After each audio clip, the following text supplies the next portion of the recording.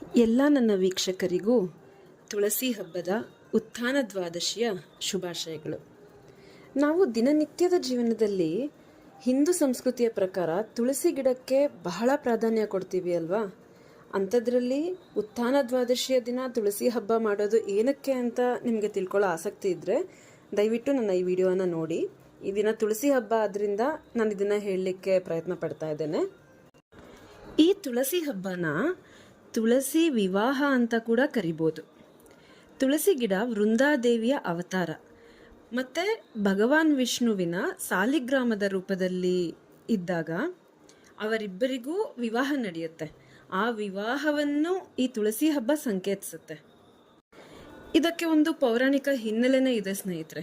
ಅದೇನು ಅಂದರೆ, ದಂತಕಥೆಯ ಪ್ರಕಾರ ವೃಂದ ಎಂಬ ಮಹಾನ್ ಪತಿವ್ರತೆಯ ಶಾಪದಿಂದ ವಿಷ್ಣುವು ಸಾಲಿಗ್ರಾಮ ಶಿಲೆಯ ರೂಪವನ್ನು ಪಡಿತಾನೆ. ನಂತರ ವಿಷ್ಣುವಿನ ವರದಿಂದ ವೃಂದಾದೇವಿಯು ತುಳಸಿ ಗಿಡವಾಗಿ ಜನಿಸ್ತಾಳೆ. ಆಗ ತುಳಸಿ ಗಿಡವಾಗಿ ಜನಿಸಿದ ಸಂದರ್ಭದಲ್ಲಿ ಸಾಲಿಗ್ರಾಮದ ರೂಪದಲ್ಲಿದ್ದ ವಿಷ್ಣುವು ಆ ತುಳಸಿ ಗಿಡವನ್ನು ಅಂದರೆ ವೃಂದಾದೇವಿಯನ್ನು ವಿವಾಹವಾಗ್ತಾನೆ.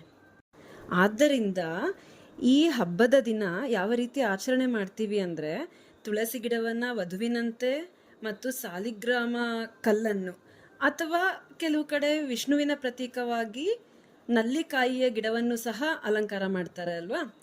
ಅದನ್ನು ವಿಷ್ಣುವಿನ ಪ್ರತೀಕವಾಗಿ ವರನಂತೆ ಅಲಂಕಾರ ಮಾಡಿ ಸಾಂಪ್ರದಾಯಿಕ ವಿವಾಹ ವಿಧಾನಗಳೊಂದಿಗೆ ಪೂಜೆ ನಡೆಸ್ತಾರೆ. ಈ ಸಾಂಕೇತಿಕ ವಿವಾಹ ಪ್ರಕೃತಿ ಮತ್ತು ದೈವತ್ವದ ನಡುವಿನ ಪವಿತ್ರ ಸಂಬಂಧವನ್ನು ಸೂಚಿಸುತ್ತದೆ.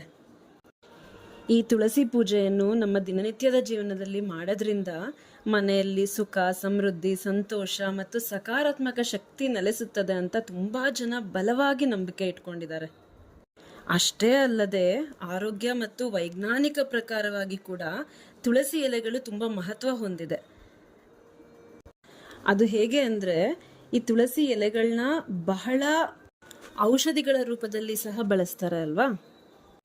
ಈ ತುಳಸಿ ಗಿಡವು ವಿಶೇಷವಾಗಿ ರಾತ್ರಿಯಲ್ಲಿ ಆಮ್ಲಜನಕವನ್ನು ಹೊರಗೆ ಬಿಡೋದ್ರ ಮೂಲಕ ವಾತಾವರಣವನ್ನು ತುಂಬ ಶುದ್ಧೀಕರಿಸುತ್ತದೆ ಅನ್ನೋದು ವೈಜ್ಞಾನಿಕ ಕಡೆಯಿಂದ ಬಂದಿರುವಂಥ ಮಾಹಿತಿ. ನೀವು ಕೂಡ ಸಾಧ್ಯವಾದರೆ ಈ ದಿನ ಅಷ್ಟೇ ಅಲ್ಲ, ದಿನವೂ ತುಳಸಿ ಗಿಡಕ್ಕೆ ಪೂಜೆ ಮಾಡಿ. ಪ್ರತ್ಯೇಕವಾಗಿ ತುಳಸಿ ಹಬ್ಬದ ದಿನ ನೀವು ಪೂಜೆ ಮಾಡಬೇಕಾದ್ರೆ ಹೇಳ್ಕೋಬೇಕಾಗಿರೋ ಮಂತ್ರ ಅಥವಾ ಸ್ತೋತ್ರ ಈ ರೀತಿ ಇದೆ: ಯನ್ಮೂಲೆ ಸರ್ವ ತೀರ್ಥಾನಿ ಯನ್ಮಧೈ ಸರ್ವ ದೇವತಾ ಯದಗ್ರೇ ಸರ್ವ ವೇದಾಶ್ಚ ತುಳಸೀಂ ತ್ವಾಂ ನಮಾಮ್ಯಹಂ. ಧನ್ಯವಾದಗಳು.